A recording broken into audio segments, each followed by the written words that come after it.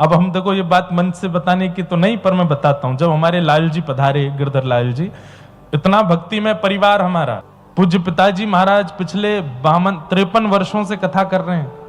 घर में राधा माधव ठाकुर जी की सेवा होती है, जिनका ब्याहुला में सारा क्रम हुआ इस बार।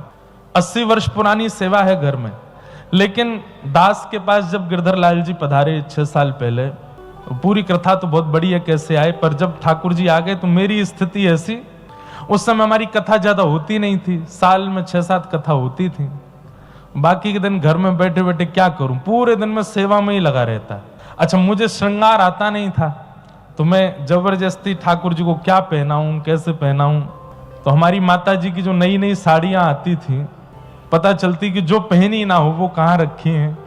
वहां चुपचाप जाता, कैंची से काट पीट करके निकाल लाता सामान, उसको ठाकुर जी को कभी नीचे कुछ बना के पहना दिया, कभी कुछ धरा दिया।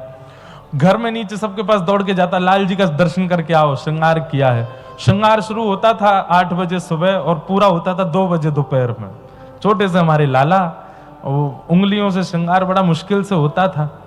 हमारी माता जी बोले ये लाला ने जो वस्त्र पहनो है ये तो बहुत सुंदर है।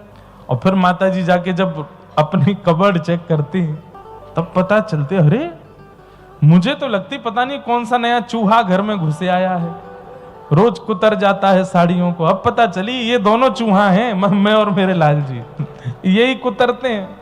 तो कुछ दिन तक हमारी माता जी बड़ी परेशान रहती, बोलो कुछ नहीं करता, पूरे दिन ऊपर बैठा रहता है, ठाकुर जी की सेवा करता रहता है, न घर के कामकाज देखा कर।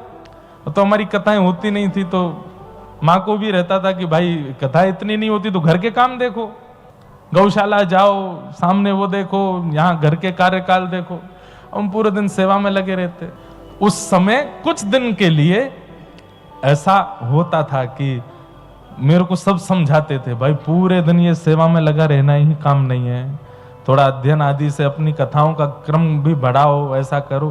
तो अपोजिशन तो आते हैं, जब आप भक्ति मार्ग में आओगे तो सबसे पहले अपोजिट होने वाले घर के ही होते हैं। तो